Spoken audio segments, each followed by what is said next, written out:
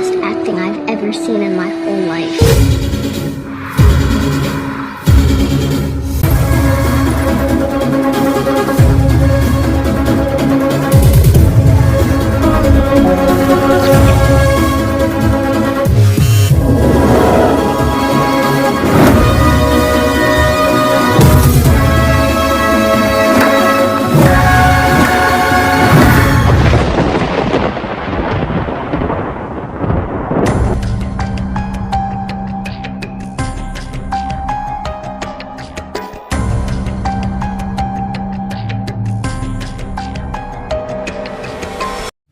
ആ പഴയ തീയൊന്നുമില്ല, വെറും ചാരം.